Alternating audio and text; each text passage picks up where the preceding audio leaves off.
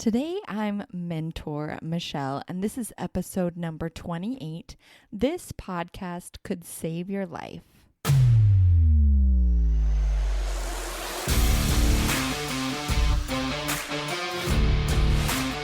Welcome to the I Cut the Mustard show, where you'll learn how to stop stressing, stop stress eating, and start fitting into those skinny jeans. Because whether it's belly fat or bloating, stress stinks. But don't worry, you've got what it takes. You're sharp enough. You cut the mustard. Good morning. Today, I want to change your life. And I was reading this book recently. I got this book about mastering diabetes. It's really cool, actually. But I opened the book, and at the front of the book, the introductory part said, "This book could save your life." And I know the authors of the book just through podcasts, not personally, but I know that they care so much about you and that they really believe that the message that they have to share about diabetes and how they manage their diabetes has changed their life and how it's going to change your life. And I thought that was such a bold statement that I just loved it. And I thought that my message and my purpose in life is the same. What I do as a coach could save your life in so many ways, and that's why I do it. And I was just super excited about that idea. They encourage people to eat a plant-based diet or move more towards a plant-based lifestyle. And then they go through all the science about why that's important to diabetes and how that can help you save your life, literally, if you have diabetes. And I feel the same way. I encourage anyone to eat a plant-based diet because I've seen the science. I've read their stuff before, and I can see on a molecular level that it's the best diet for everyone. If it's great for diabetics, if it's great for heart disease, then it's great for you. So that's why I encourage that, and I feel like I can help you save your life in that way if I can help you move closer to a plant-based diet. But that's not my main focus, because I know that in order for you to change anything in your life, you've got to change your thinking. And this podcast is coming a little bit late. Sometimes I record them ahead of time. But I'm recording this podcast right now, right after there's been a bunch of riots. People have been smashing windows. There's a lot of unrest going on. And I'm going to be honest here that I don't read or watch the news because personally it just doesn't appeal to me, and I can go into that more later. But I don't watch the news, but I get on social media sometimes to post and to do my lives and things. And one day I got on there and there was a ton of stuff about civil rights, and people were just saying Black Lives Matter, and they were posting positive messages on there. And then through some of the email newsletters that I get, I was getting some positive messages through there about racism, about cultural diversity. And I thought, I don't know what happened, but something happened right now, so that I had to go check it out. But so just a tidbit there, you don't have to watch the news to know that big stuff happens, right? So I was thinking about this whole thing and talking to my husband, and I realized why I was explaining to him the model, because I realized I've never done that before. And we went over the model a couple episodes ago, again, more in detail. But I thought this was really cool about what might they be thinking and how is that translating into their actions? And then why does MLK's method work? Why does Martin Luther King's method work? So I got so excited I got on a Facebook Live and shared that. So I'm just going to go over it in brief here because I think it's so cool. So I think we look at people who are violent, who are rioting, and we judge them and we think, how could they do that? That's so terrible. Those people are crazy. There's something wrong with our nation. What are we going to do? We're doomed, right? But whenever I see it, I see a model. I can step back and kind of take a more neutral place and say, what's going on in their head? What do you think is happening there? So I think what's going on for them is what's going on for all of us. They've been trapped in their house for about 2 months, right?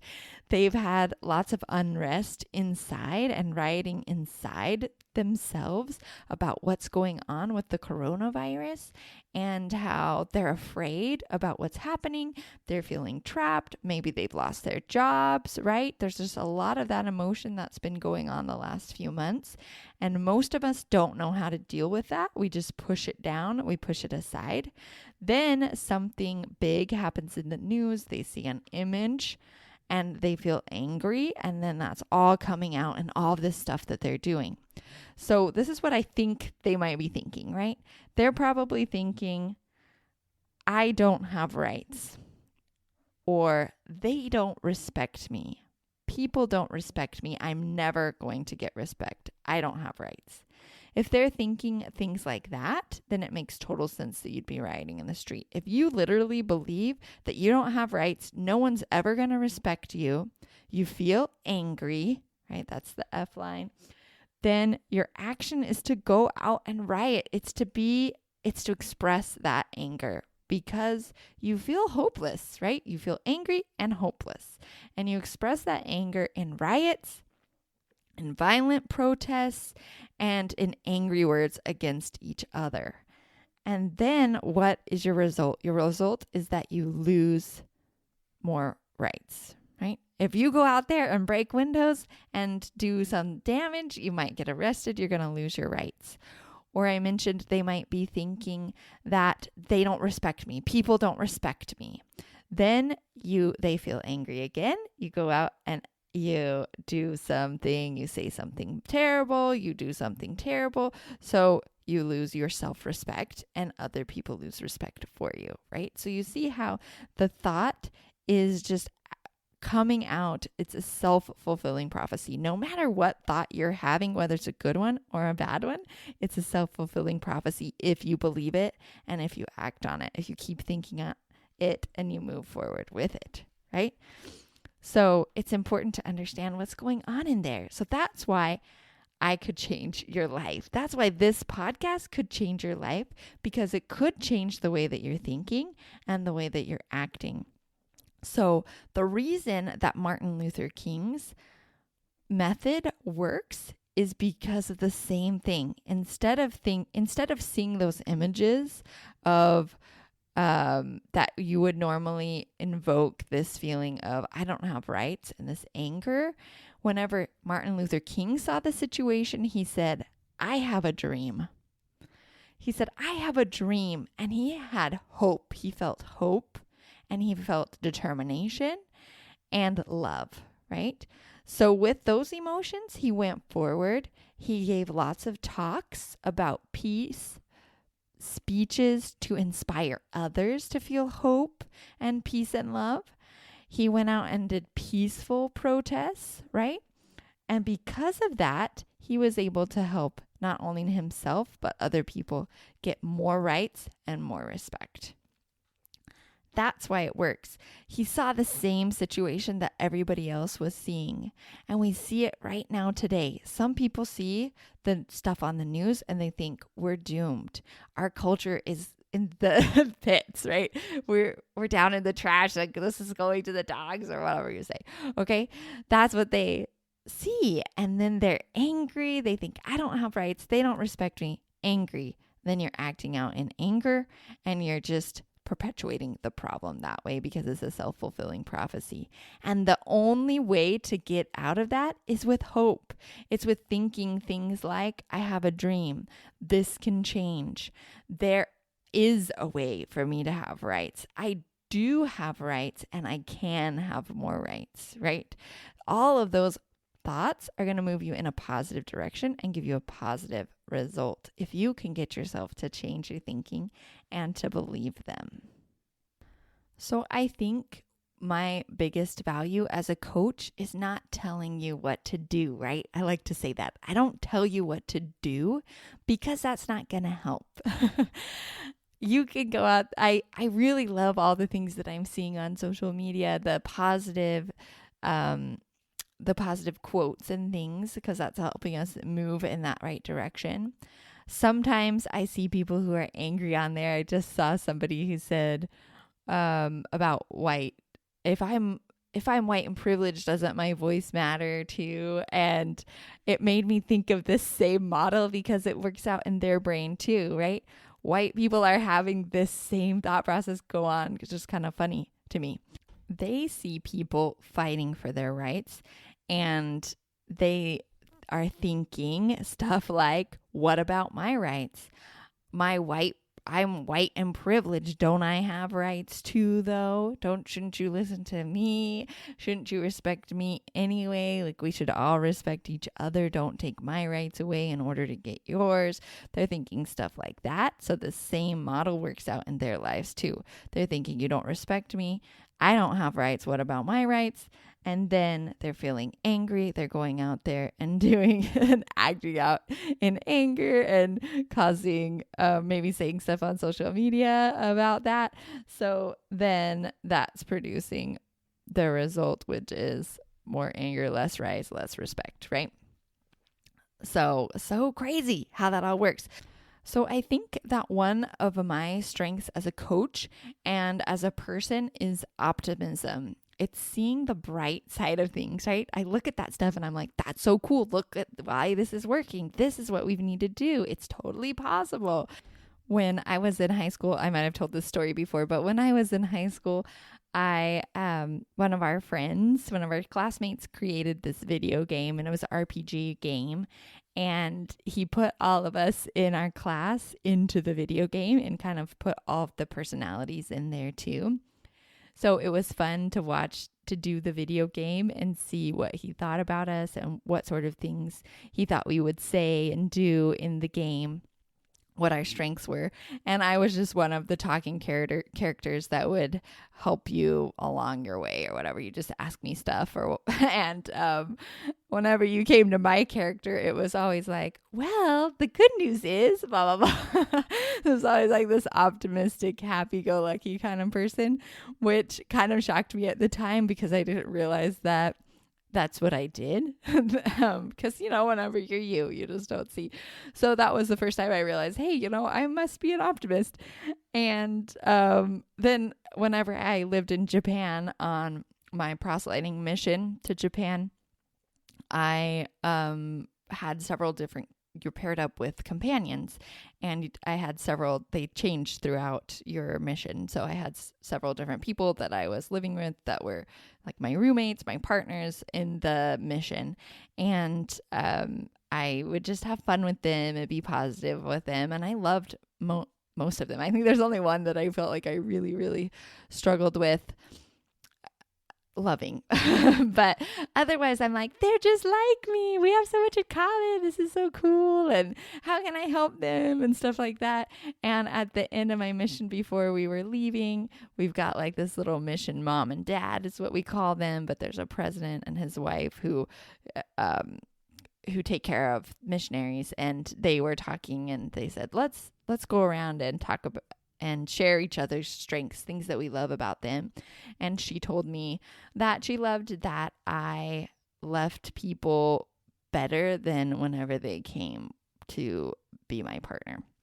And that was just really struck me. And I loved that she said that about me. And I've really taken it on as my identity so that I can become more of that I can leave people better than I found them, totally transformed about who they are and what they believe in themselves as well. And I just want to go back to the belief bubble here, because that's how we change our life. That's what I'm kind of saying is the way, my visual for how our life changes. So I believe that we all live in a bubble, right? We all and inside this bubble, we move and we act and we do our thing inside this bubble. And this bubble is our beliefs. It's our boundary to what we can do and is what we think we can do. So let's say that I want to go lose weight. Let's say I want to stop stressing, or I want to stop stress eating. That's a big one for me. Whenever I wanted to stop stress eating, I would move towards that goal. I would make a decision to stop snacking or stop eating sugar or whatever it was. And I would try so hard.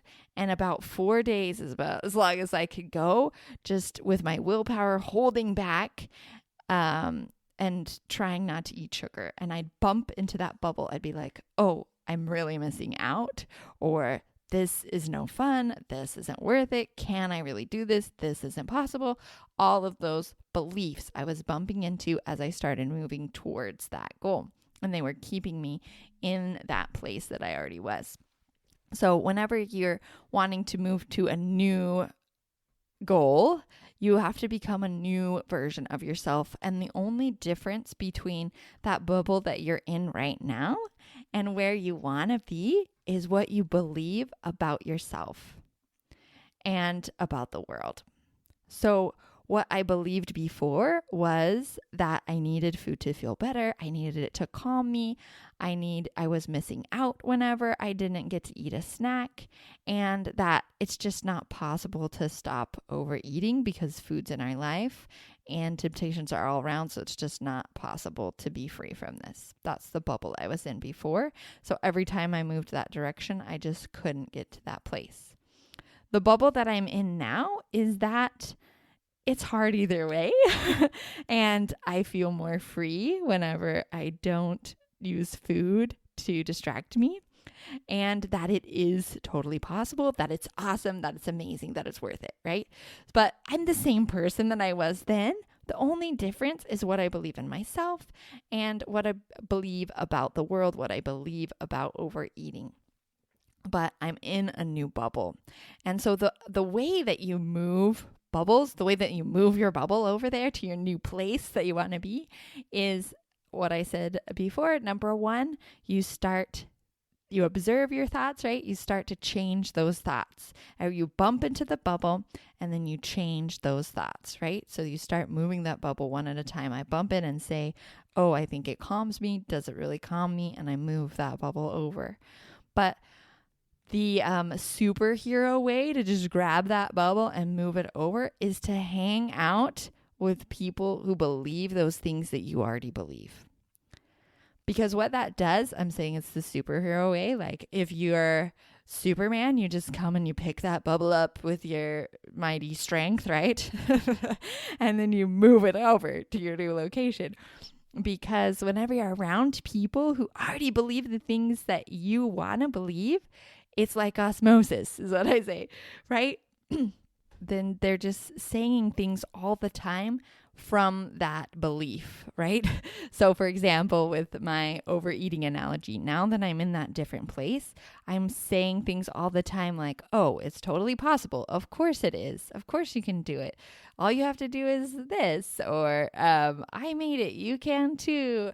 Or I just say stuff about food and I act around food a different way, and you'll pick up on those little nuances that I'm doing that I don't even realize I'm doing, right? Because I'm not trying to make myself do them. They're just coming from a belief that I have. So whenever you hang out with people that are thinking that already have the result that you want, they think a totally different way. They believe things that are different than what you believe. So many things that you start to become like them, right? And also using that same example, whenever I just am sitting over here in a place where I think overeating is impossible, I don't know what to believe in that place where I think overeating is possible. I can try to imagine it, which is one of the steps. I can try to imagine what it's like being there.